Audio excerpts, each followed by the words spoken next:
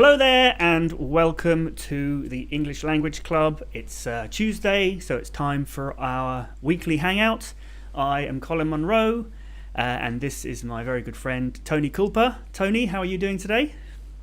Oh, I'm doing pretty well, thank you. Thanks for asking. Let's see who we have with us here today. We have Susanta. Hi. Mudassir. Hello, welcome back. Lolly from France. Good to have you again. RJIANS Forever. Welcome back. Ken Marlwin. Hello. And Nesma Noor. Let's see. We also have Sugar Genius. Hi. Welcome back. Mandolin Wu. Nice to see you again. Yeah. Great. So already a lot of people here today. This is exciting. Yeah, lots of familiar faces, which is awesome. And very before we even got started, Mudassir started with a question, and we thought that's a really good question. He says, what is the basic difference between incident and accident? So, yeah, that's a great question. Before we get into that, if there's any other like pairs of words that are very similar sounding or similar in meaning, and you'd like a bit of clarification between what they mean, put them in the comments and we will try to give you some clarification. Let's make that the main theme of today's lesson. But if you have any other questions, by all means, put them in the chat as well, because yeah, we are here to answer any questions. That's what these sessions are all about. So, Tony, what is the difference between an incident and an accident? Yeah, so an incident just means something that happens. It can be good. Sometimes it's a little bit bad. If there was something that happened at work that wasn't great, sometimes we say, well, we had an incident at work today. But it isn't always bad. It's just something that happens, right? Whereas an accident is something that happened that you didn't mean for it to happen. So if you are holding a cup and you drop it and it breaks, that's an accident. We also use it for when there's a car crash. We call that a car accident, or usually just an accident. There was an accident on the highway today, we might say. Yeah, I feel like they both have a negative connotation, incident and accident. But accident's negative is a greater negative connotation, a worse connotation than incident.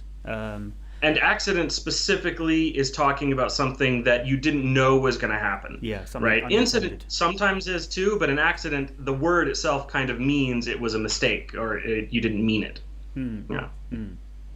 Yeah, great. So we had a couple of other questions come in already. Lolly says, insure and ensure. So insure and ensure. Those are very similar.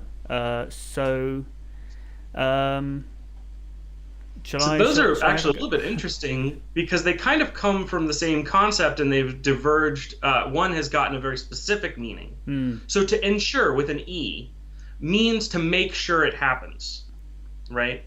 So for instance, if someone asks you, are you going to be there on Saturday? And you say, yes, I will ensure that they're there. Yeah, or right? Ensure that you're on time. It's like saying, make sure that you're on time. It means to make sure, exactly. Yeah. That's exactly what it means. It means to make sure. Now, with an I, it specifically refers to a company whose job it is to make sure of something. So insurance came out of this idea of making sure that something happened by saying, well, if this doesn't happen, we'll pay you. We'll pay you the losses for it. And it's kind of mixed up over the years. So nowadays we get insurance on lots of things, right? So if there's a car accident and you have car insurance, they'll pay you back for the damage of your car. This kind of stuff. So to insure something means to go to an insurance company and take out an insurance policy on it. So that if you have valuable items, like you have some jewelry, and you insure it so that if it's stolen, you'll get the money from it, right? So they're related concepts, but insure now means something kind of a little bit different, but very specific, which means go to an insurance company. Yeah.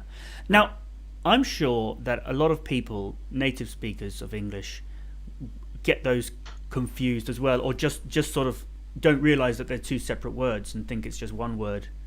That and they say them both exactly the same way. So you will hear people say those words wrong. Yeah, Totally. as with a lot of words. Mm-hmm. You know, a lot of native speakers don't study English. You know, they just sort of have picked it up naturally, and when they're speaking naturally, you know, these little mistakes come out. So yeah, it's funny how they sort of, like you said, they started as similar words and they've diverged, but then they've sort of come back together as well. Yes. Over the years. Well, yeah, they're never really that different in meaning. Another one, like we talk about insurance and assurance. Insurance, again, with an I, means this, like that you have a policy from a company that will pay you if something happens, right? And assurance is kind of the same concept, but it's a little bit different. Whereas insure means to make sure that something happens, assure means to make you feel better about it, right? So, for instance, if you, let's say, you have a public speaking and you make some mistakes and you feel really upset and your self-esteem is low, someone can come along and say, no, you did a great job, it was okay, and they can make you feel better about it. They can assure you that you actually did a good job.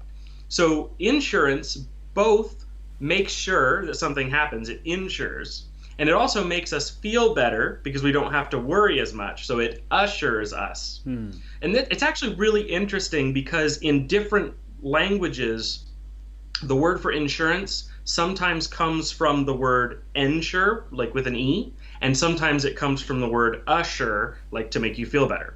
So that's an interesting one. In English, it kind of is similar to both. Yeah.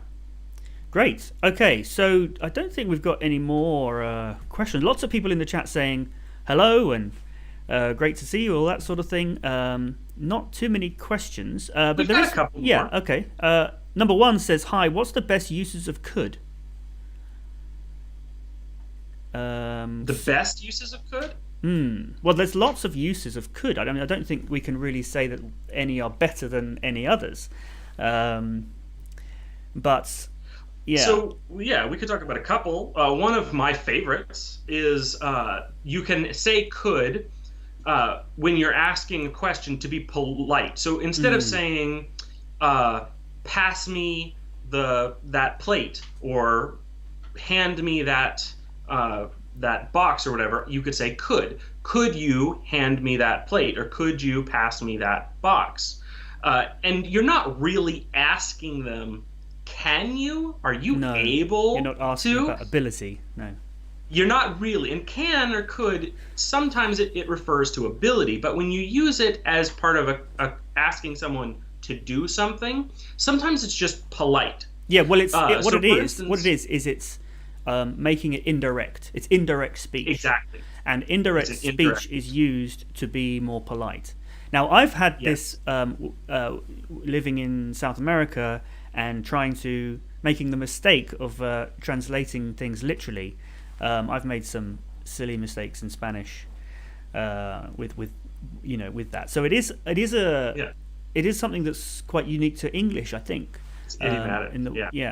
So so another weird thing is when we use could in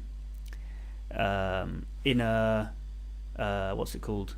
Like if I could fly, I would go to the moon. What's that called? Yes. A conditional. The conditional. A conditional. Yeah. Yes.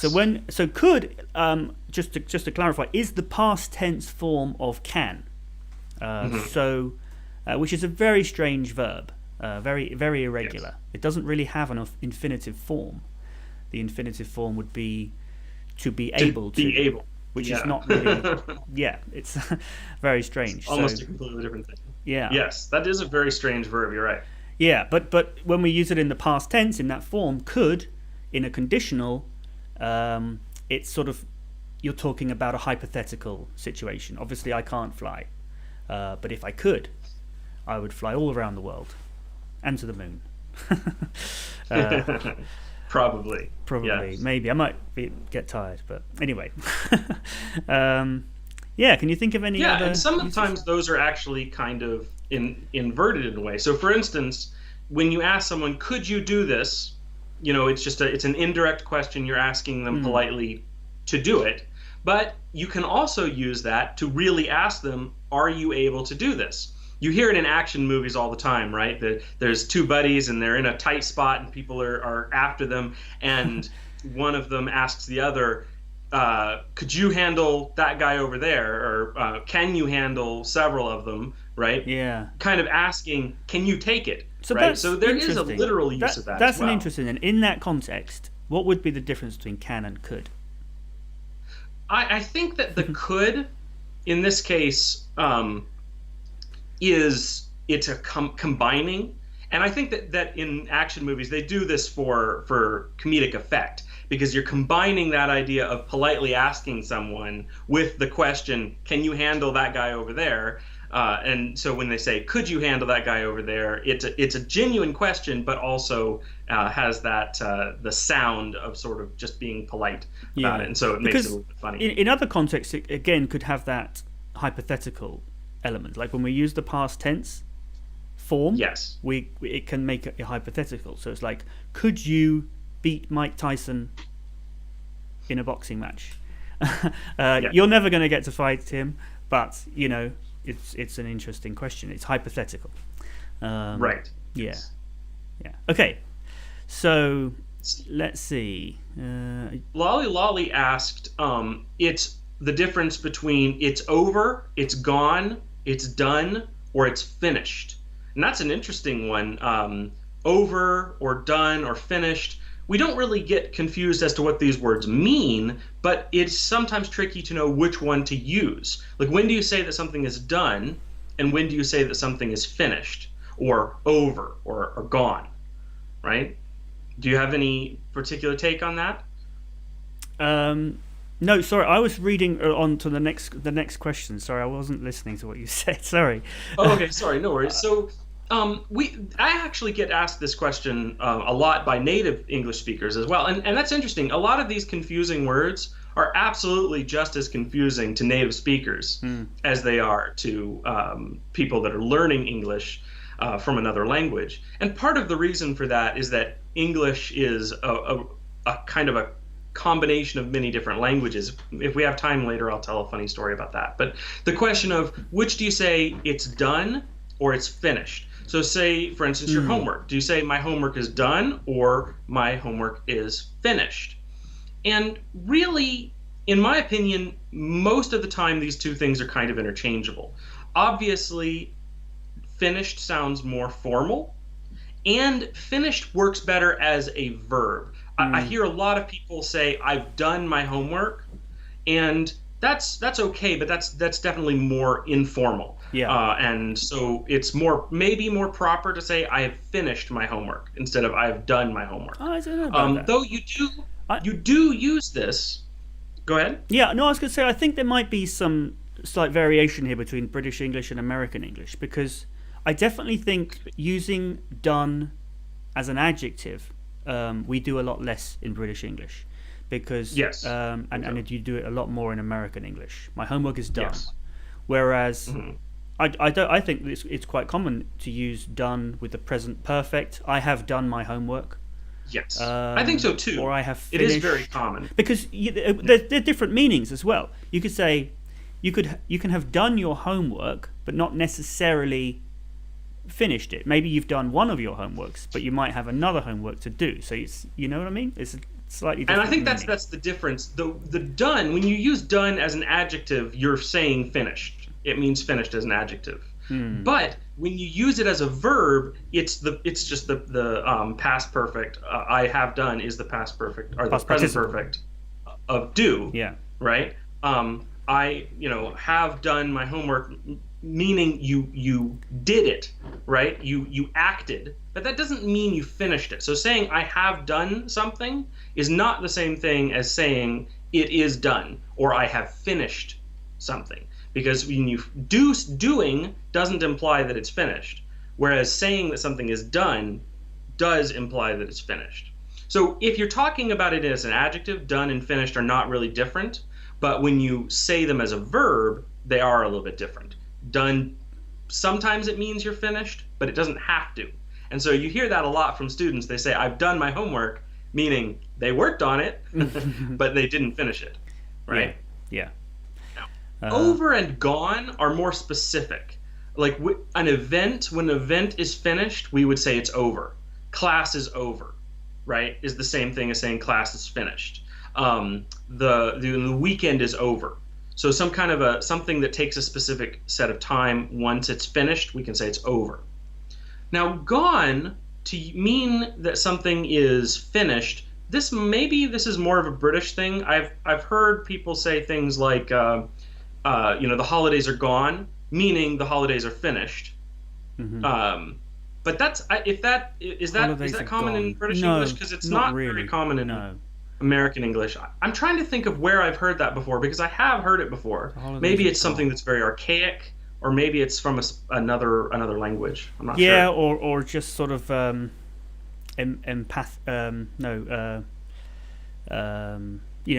to exaggerate or be melancholic almost.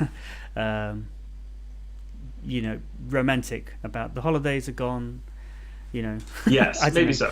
So that one's not very common, to mean finished. Though it does sometimes happen, but it's not super common. Right. Yeah. Now. So I see that we have. Sorry, go ahead. I might be saying the same thing that you were. We've got a comment about medical English, which is something that came up in last week's stream. There's definitely seems to be a lot of people that want to hear more about medical English.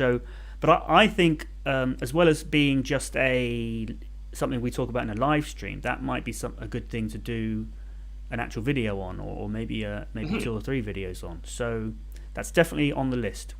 I'll definitely put some thought and some work into that. And again, be good to have the phonetic transcriptions as well. Yes. So yes, we'll do that. And when the videos are up and running, we can we can talk about it here in the live stream as well. So yes, thank you. If we haven't done that within a few weeks, remind us, and we'll get on it. I suppose if anybody has some specific questions, you can ask them in the chat, and if we know the answer, neither of us, surprisingly, are doctors. No. Although I have taught medical English, sort of. I did have a student who was in South America who was preparing to take the test to be a doctor in America. So I've helped doctors in the past, but not a great deal. But if you've got any words that you just want to hear us pronounce, then by all means put that in the chat, and we can model the pronunciation for you.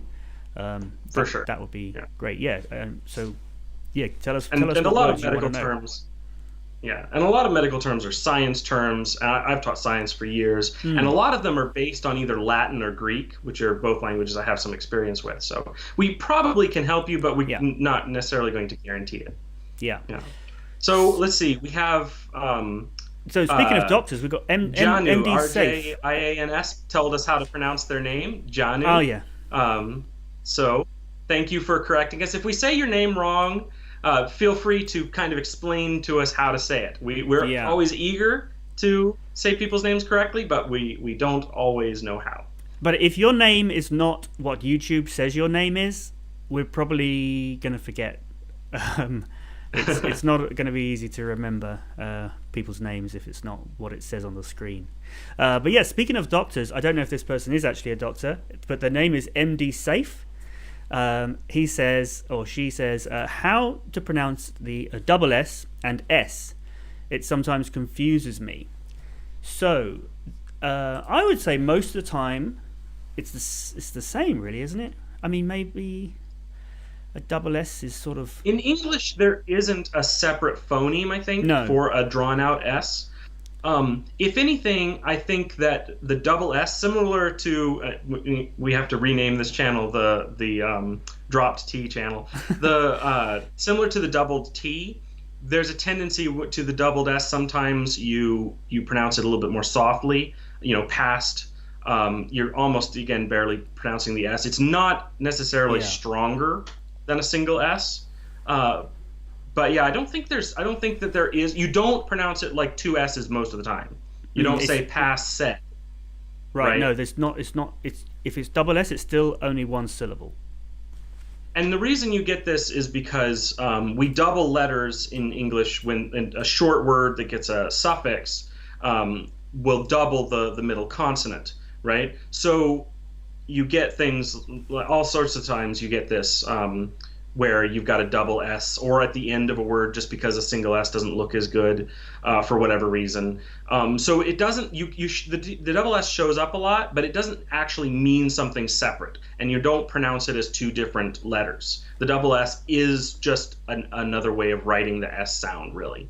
There are maybe some very slight differences in certain words, but really those are just idiosyncrasies of that word. They're not really a different phoneme. Now, Sugar Genius has got a question about phonemes, but before we get on to that, I just want to quickly say VL Marashimaro says, what is the accent here? Is it British or American? Well, I am British, and my friend Tony is from America, but actually living in Canada at the moment. So, English Language Club, we teach in English as an international language. We try to cover British and American. Although, to be honest, most of the videos we've made in the past have been British English because they've been videos that I've made. But yeah, in these live streams, we've got a bit of both. So yeah. We're big believers in the internationality and that there isn't one true English. If we had an Australian or New Zealander or other guest speakers who could come on and talk about the different accents and vocabularies, we would do that too. We love the fact that English is so international. Yeah. So on to Super Genius's question. It says, "Sir, I have a problem to know a phonemic symbol with O sound or O sound." Now, that's an interesting question, because if I just bring up the chart, sorry, we'll lose you again, Tony, for a second. If I just bring up the chart here, you see there's several sounds you could be referring to. So this one is or, so it's like a long sound, the one with the dots, or. And then this one is o. And over in the diphthongs, we have oi, where is it? Oi and o. So there's several sounds that, I mean, the letter O when we write can be pronounced in lots of different ways. So which O sound are you talking about? Now, as we were just talking about the difference between British English and American English, I will draw your attention again to this one, which is the O sound. O. Now, if we had an American version of the phonetic chart, then it wouldn't have this sound on. In American English, they don't say the sound O. So, for example, I'll tell you what. I'll say the word not, and Tony, why don't you say it, and we can see how it's different. Yes, not. So yeah, in American, it's more like not. So if you want to sound more British, get that sound perfected, and you'll sound more British. Now I'm very curious. If I say the word not, what phoneme is that? Not. So not. As in, which ones do Americans use instead? No, not. Like that's just the what phoneme is the, like if I say not, like not. Naught as in zero? Yes. Naught. I don't That's know. one of the diphthongs, right? Yeah. No. Yeah. I don't know. I think I'm bringing the chart up again, because I think wouldn't you? It's like the schwa sound. Is it the schwa sound? I don't know. Or even the R, but it's kind of or So yeah, these two next to it, or not, or nut. No, that would be nut, as in, what you eat. Get Tony back up. Yeah. So I'm not sure about that, but definitely I've seen the phonetic chart without that symbol. Yes, for sure. Mm. Yeah. Okay. So yeah, more questions about medical English. We'll definitely have to do that. Sir, please say my name. I think we did that already. My name is Janu. Okay. Robert Munro, that's my brother. He was just commenting on what we were saying about being done. He says actually, I'm done can mean I've given up. I'm finished. Yes. Means I've completed. So like, I'm done with this. That means you've given up. Almost expressing some frustration, I think. Yes. And I'm finished can mean like this is the end, not so much that you've completed something as in you're doomed or something like that. I'm finished. I don't have a hope. Yeah, or maybe a relationship is finished. I'm finished with you. Yeah. AJ says hi from Monaco. Hello from Monaco. I mean, hello to Monaco. Hello. So, let's see. I'm not sure what Jorge means when he says, what about Gone with the Wind? Gone with the Wind. Like the book or the film or the saying, the idiom. We were asking for phrases to model pronunciation, so maybe it's just that. Gone with the wind. Oh, and also we were talking about got to be gone and be done. Yes. Something is gone. Yes, that's true. Gone with the wind we were talking about idioms, a few weeks ago. Gone with the wind is an idiom that means that something is out of your life. It's past. It doesn't matter anymore because just like, you throw something up in the air and it blows away, it's gone, it's out of your life. Right? So that's definitely kind of a meaning of gone that means something it's over, it's finished. Yeah. There's also a very famous movie and book by that title. So, yeah. So language and literature says, sir, please tell me why is the word such as saw spoken differently in different cultures or countries? Saw. So like the word saw. Saw. So it's yes. Yeah. Well, I guess that this is one of those cases where the accent has a strong enough effect on the word that it actually pushes the sound from one phoneme to another. So I would say saw, and you would say more like, go on. Saw. Saw. Yeah. Saw. So there's not much of a W there. So if you want to know why, the reason for why is actually W. W is a very weird letter with a lot of weird history to it that has diverged a lot. And because English has kind of like different streams that have gone off, so if a stream goes off and is influenced by another language for a while and then kind of comes back, it will change some of the ways that it deals with certain letters. There's certain letters like I's and J's and H's, Y's and W's that have really dramatic histories of different languages using them very differently. They all come from the Greek or Latin. Those letters come from Greek or Latin, but they've just been interpreted very differently by different languages. Yeah. So and the reason G's and J's nowadays are still very different, very confusing. Yes. Yeah. And even even within English, they are pronounced in lots of different ways. Within English. Yeah. Definitely. So that's the W just has some weird things going on with it. So as British and American English kind of went their own way for a while, they did different things with words ending in W. Yeah.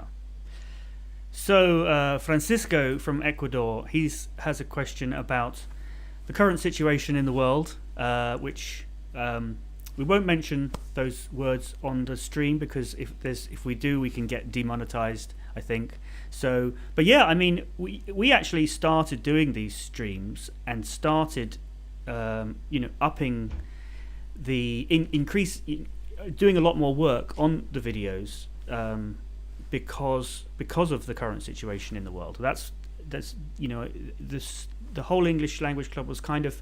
I'd made a few videos a long time ago. I hadn't made that many recently, but now I am. And that's why I got in touch with Tony.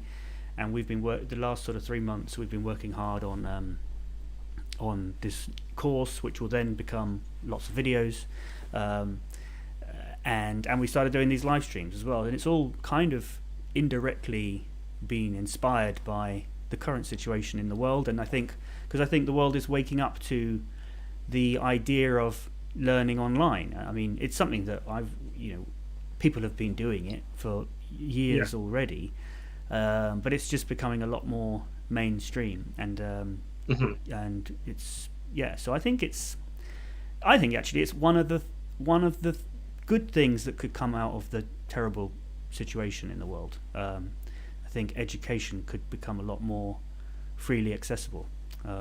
So let's move on. Jorge then says, there are two vowel allophones for the words such as call in American English. Two vowel allophones. Call, call. Yeah. Cool. Yeah. Well, again, I think it's like definitely British and American English. There's a difference there. True, and there's at some point it's just their accent differences, regional accents. Yeah. Because, and again, we talked about this a few weeks ago. You can ask people to pronounce like a handful of words, and there's like a map of how those words are pronounced in different parts of the English-speaking world, and you can figure out where they're from just by asking them to pronounce maybe 6 words. And call is one of those that there's a kind of a dividing between, even in the United States, not just outside of American English. Even within American English, people pronounce that differently. Yeah. I was just thinking, those of you who've been asking for medical English words, why don't you give us some medical English words that you are struggling with, and we can help you to pronounce them. I'm sure Tony can tell you a lot about where those words come from, and what they mean and why they mean that, and what words they're related to, things like that. Pressure's on. But yeah, that would be great. Just give us some medical words in the chat, and we will model the pronunciation in both British English and American English. And if they're interesting enough, we can talk about their meaning if we know what their meaning is. So now Mudassir Khan says, which one is more correct? Don't spit over the wall or on the wall? Well, you shouldn't do either of those things. But I'm guessing this is a question about prepositions, over or on. Well, I think this is an idiom. Yeah. Is it referring to the idiom, do you think, or the I'm not familiar with that as an idiom. But maybe I could be wrong. Is that an idiom? I've definitely heard it, like don't spit over the wall. It is definitely, if it's the idiom, it's over the wall. Right. And I think it means like don't do things that might affect random people. Because if you spit over a wall, you don't know who's on the other side of the wall, and you don't know who you're going to spit on. Yeah, but it's not a very common idiom that I've in my experience. Never heard that before. I have heard it. So the idiom is in which over. Case it's definitely over. If it was on, that would mean it would have a. That means you're spitting meaning. At the wall. Really. Yeah.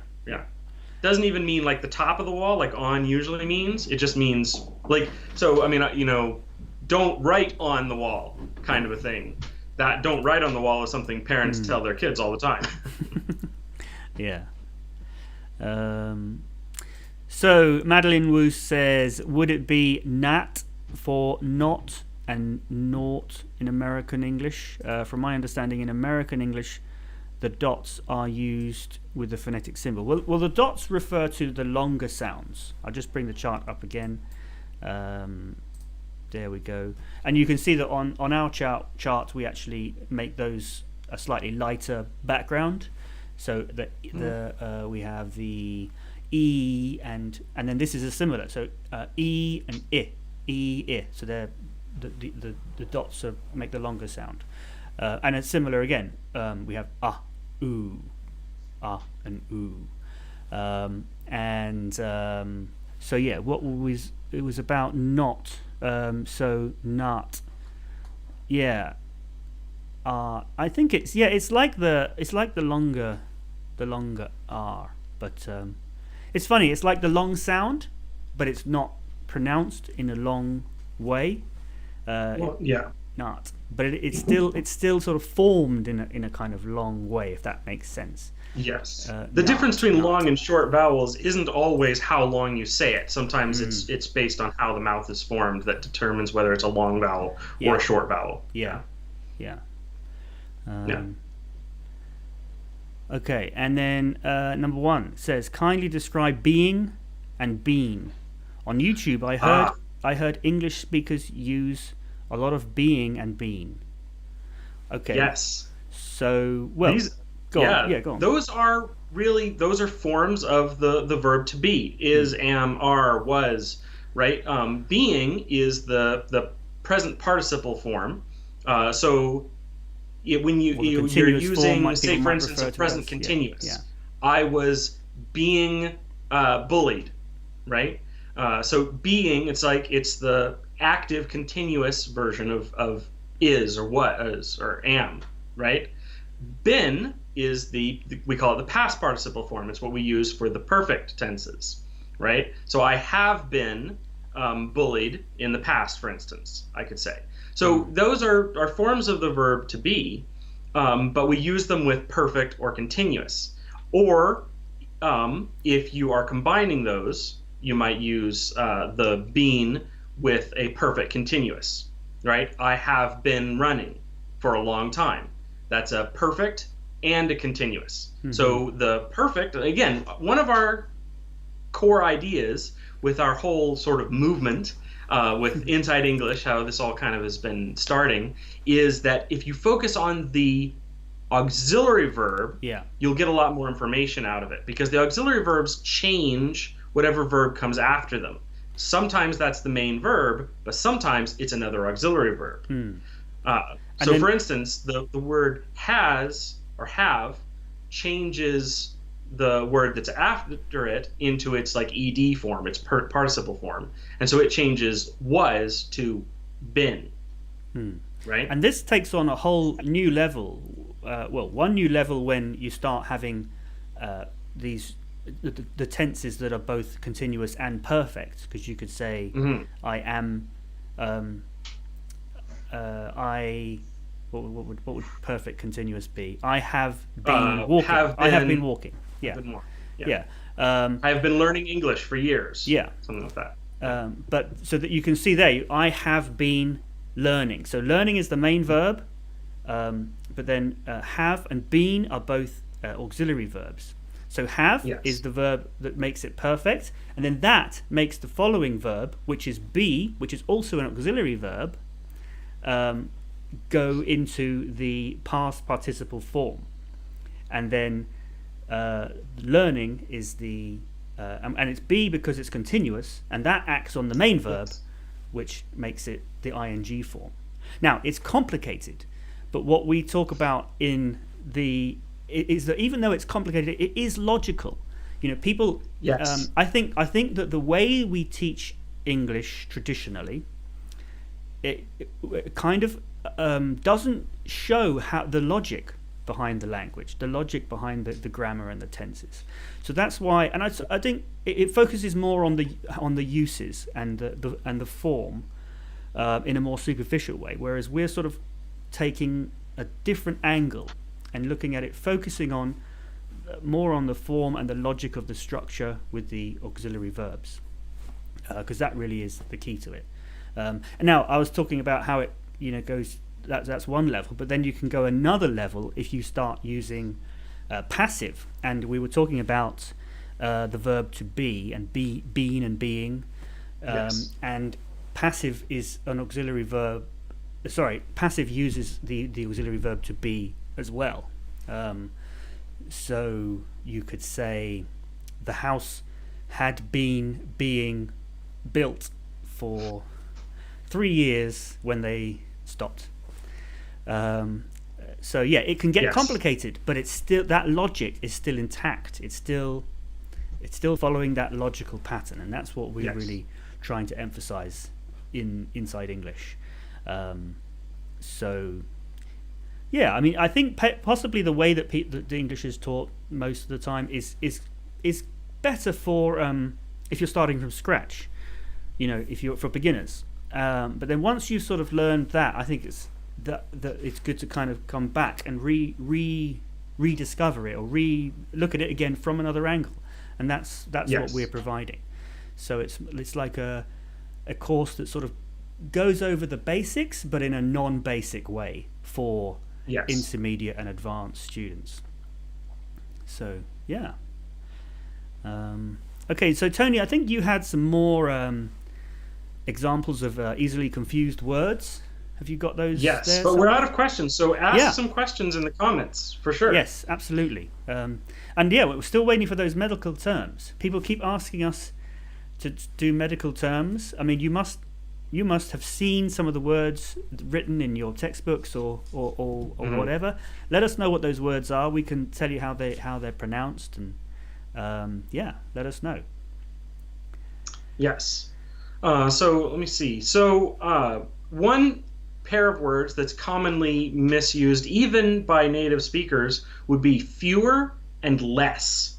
Fewer and less. You know, they both mean that there's not as much of something, right?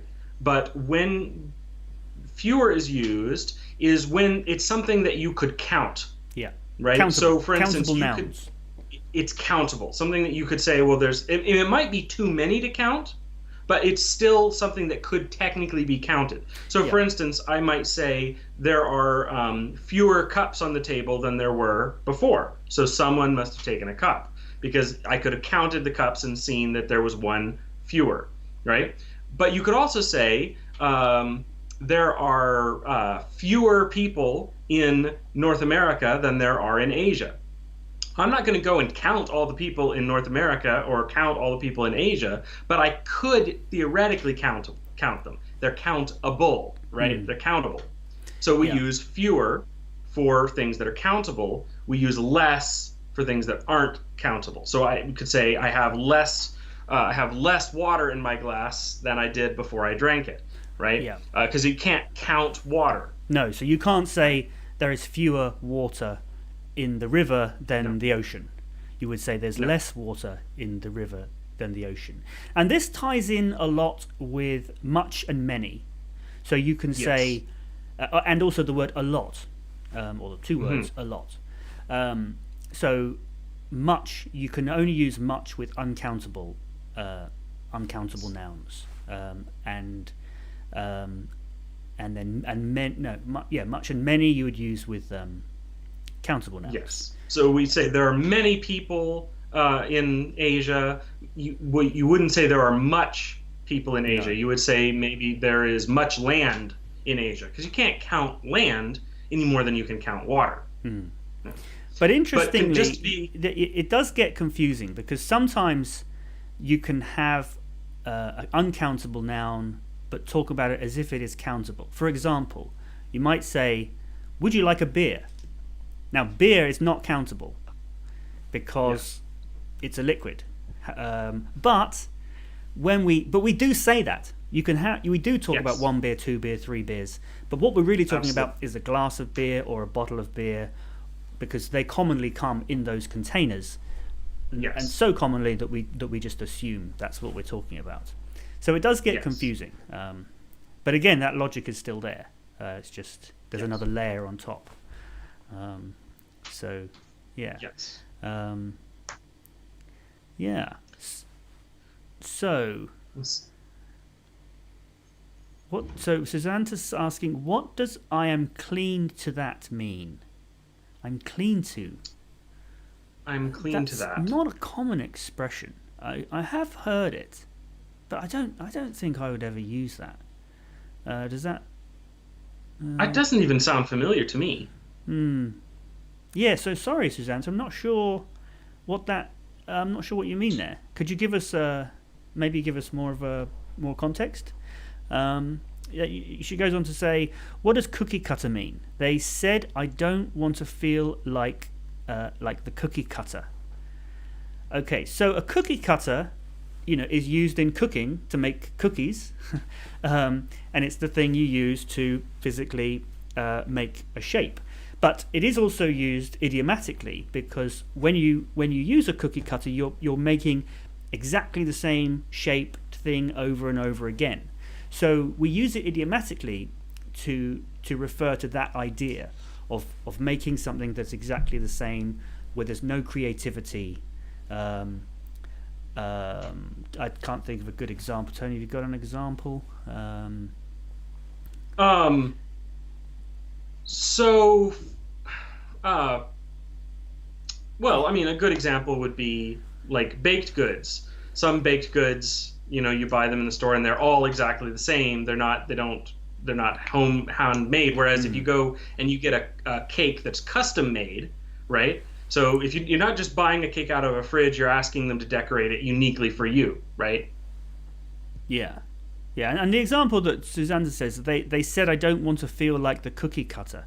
I mean, that I guess means that the person saying that doesn't want to. They want to be creative. They want to be individual. They don't want to be just exactly the same as everybody else. So yeah. Yes. So hi everyone. Could you explain clear and dark? So that's from Norma Bogado. So clear and dark. The clear and dark L? Clear and dark L. Is that's not something I'm familiar with, Tony, are you? So I've heard this before, and I'm trying to remember which one is which. It's the difference between, there's two different ways to say the word L. Like I like something versus I call. Yeah. It's kind of like whether you've got the tongue curled in the back of your throat. Yeah. Call versus lend or loan. Yeah. So usually an L that comes at the beginning of a syllable, you're not putting the part of your tongue kind of back in the back of your mouth there to sort of limit the air that comes out. Whereas, so like light, lend, love, flower, right? Whereas the one that's in the back of your throat, usually I think it comes at the end of a syllable. Call, fall, wall, and the back of your tongue is kind of raised up more. I'm not sure which one is which though. I don't remember the difference. I've just quickly googled that. I'll read what it says. It says clear L when where should sound an L. It doesn't make sense, but be pronounced as dark, and when as clear. Sorry, this doesn't make any sense. But hang on. So-called dark L occurs at the end of words, call and trial, and before consonants, milk and hold. The so-called clear L or light L occurs before a vowel, lap, lord. Yes. Or before the glide, billiard, and scallion. Yes.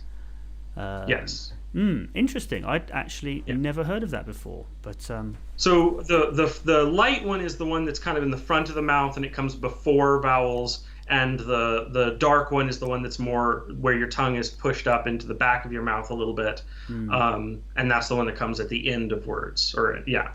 Yeah, that makes sense. I think that's something I've very rarely heard referenced. It's I'm not even sure if they are the same. They are the same. It's just that the same phoneme. Yeah, it's just that it's like it's like you're cutting it off. Not with that one, with the other, with cool, which I can't remember which one's dark and light. Like cool, it's you don't then say, you don't give it that continuing. It ends the sound as opposed to continuing. It's like not a syllable, not going into a syllable. So cool. Not going into another syllable. You don't say cooler. Yeah, cool.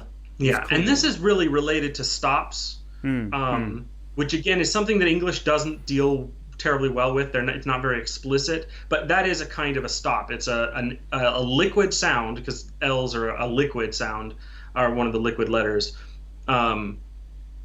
Combining with a stop, really. So like when it kind of comes at the end of a word, or where the word kind of blocks at a point. Yeah.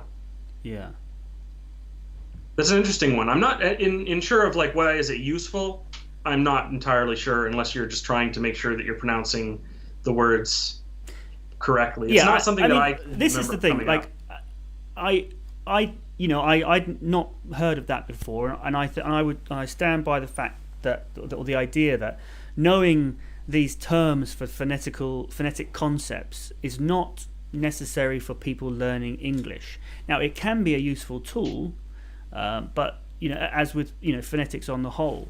But I haven't studied phonetics in that much detail. I sort of studied what I think is useful as a tool for people learning English, but it goes way beyond that, way deeper. It's a science unto itself, and people have got master's degrees, and for sure. There's professors and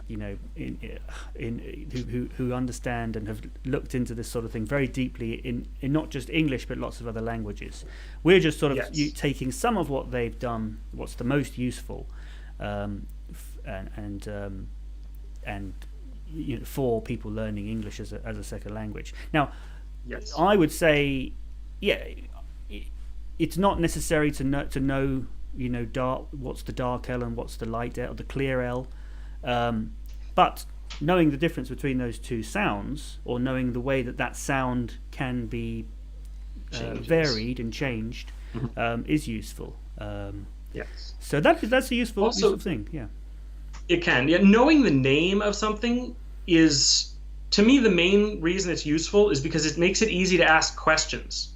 Right, like, so I mean, you can just Google clear and dark L and things come up. So if you know the name of something, you can ask about it. Yeah, right? And explain it. You can, because you can just differentiate between those two, and so you can say clear L is this and dark L is that.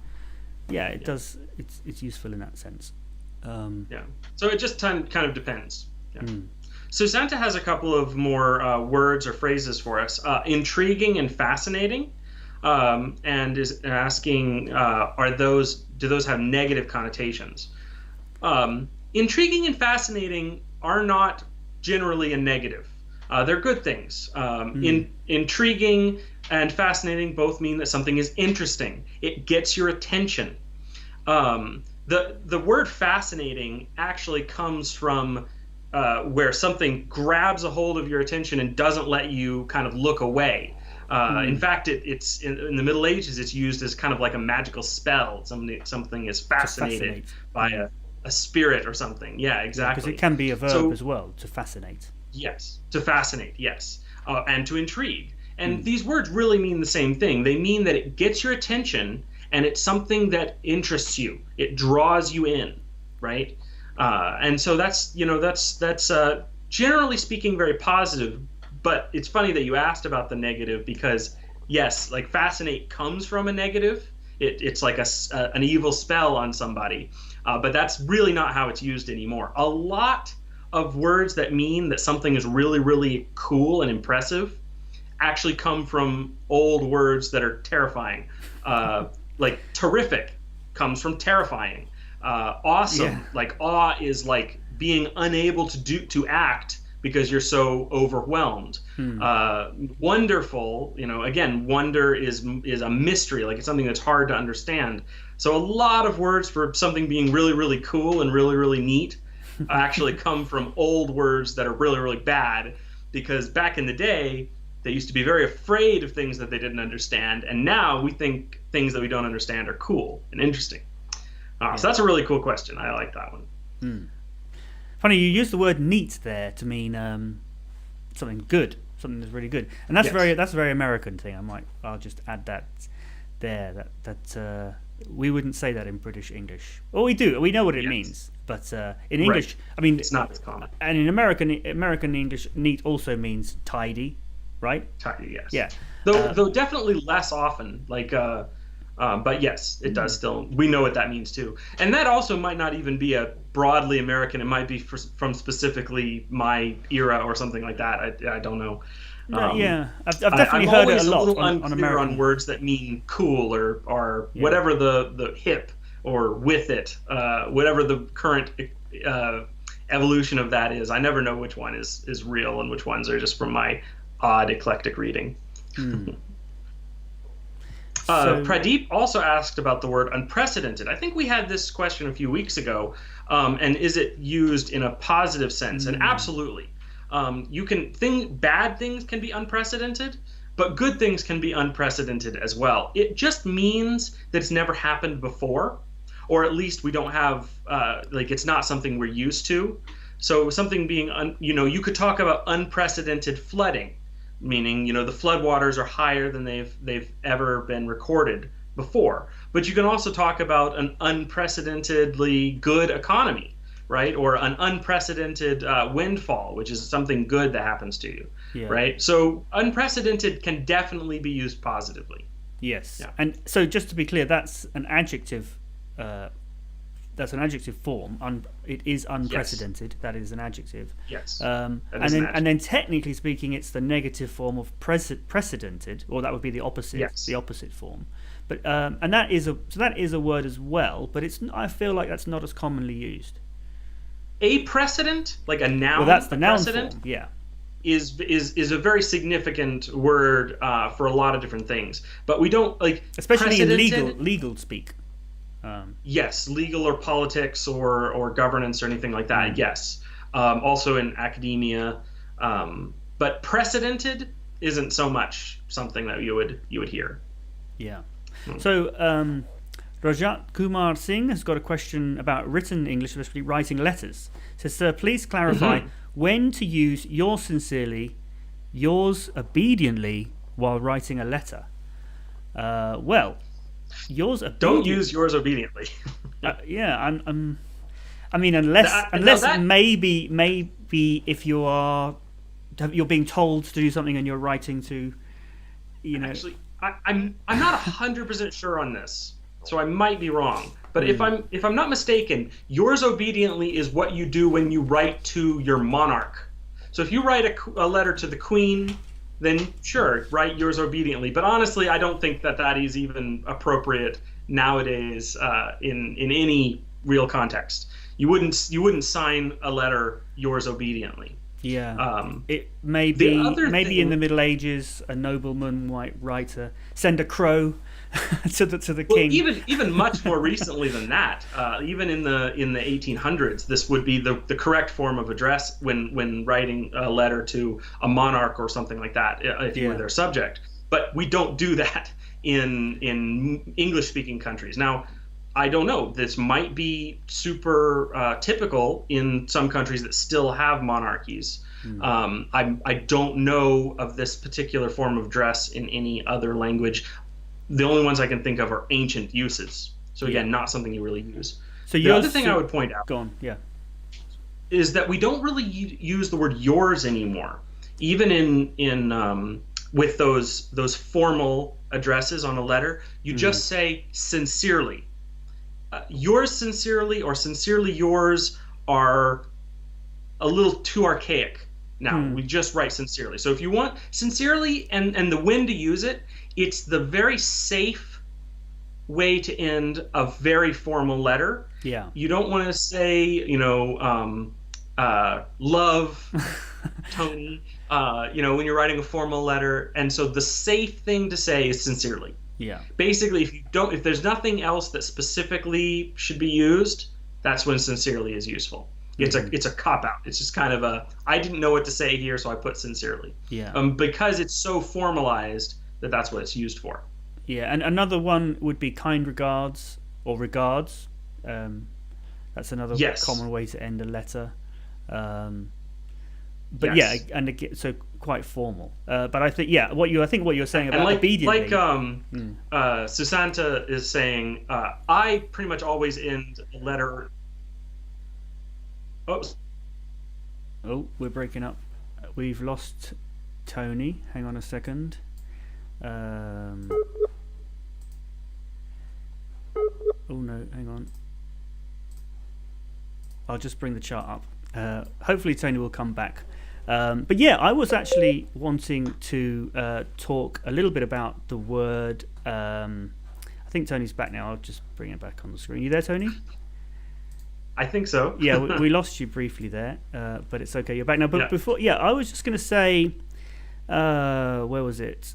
obediently it's a good word to talk about word formation, because it comes from the word to obey, which you can then put into the adjective form, obedient, and you can then put that adjective into the adverb form, obediently.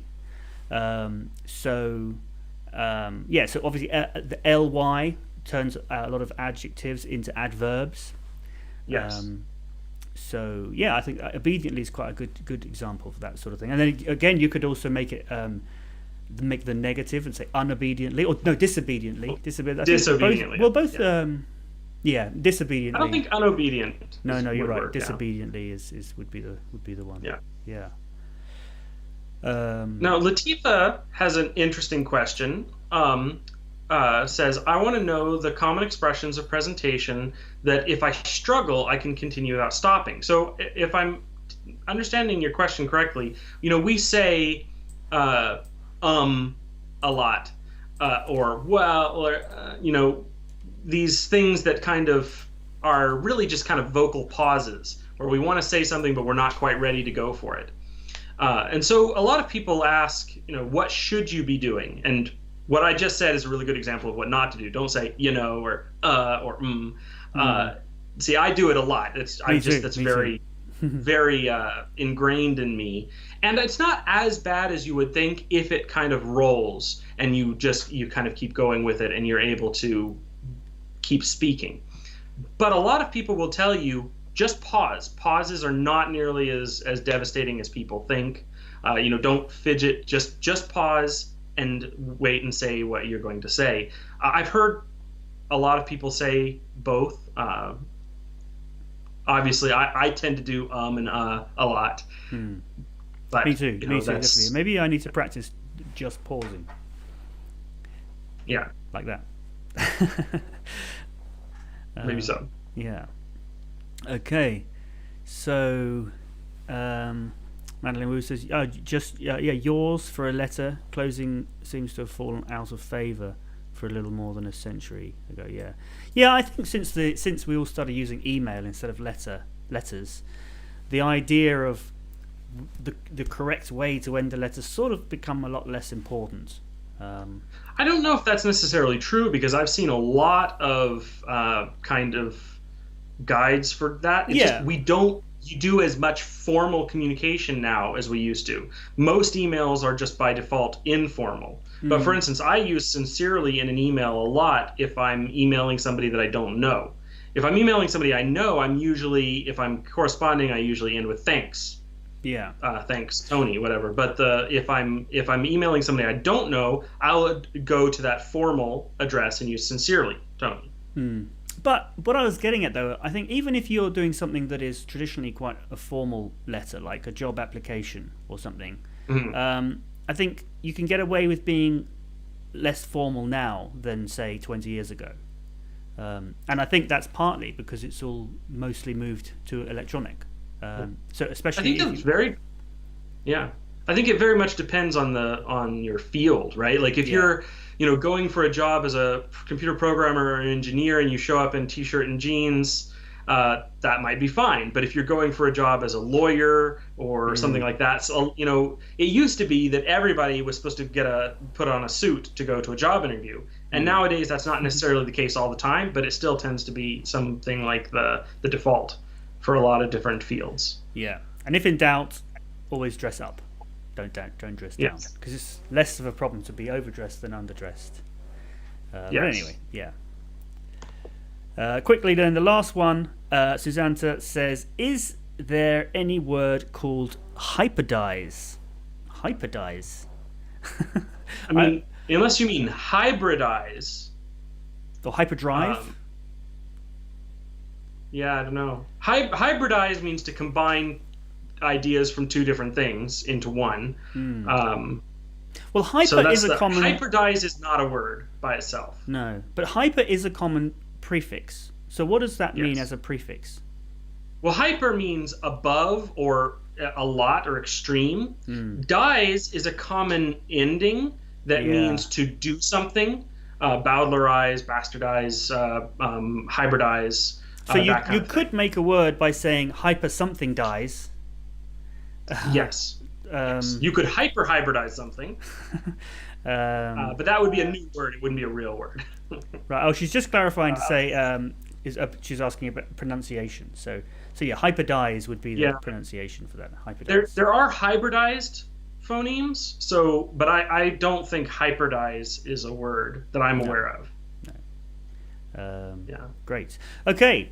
Well, thank you for watching. If you've been watching all this time, or even if you joined us halfway through, I really hope you found it useful. If you have, please do give us a thumbs up or give us a like on YouTube, because that really does help. And it will also, if you're not subscribed already, make sure you hit the subscribe button, because then you'll be notified, obviously, when we make new videos or when we do more live streams.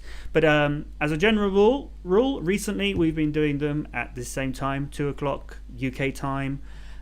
On a Tuesday, so I really hope you can join us again next week. We've got a really good bunch of regulars, so thank you to all of you. You know who you are, and if you are not regular, if you're watching for the first time, I'd really love it if you became regular. Yeah, thank you for watching, and we'll see you next week.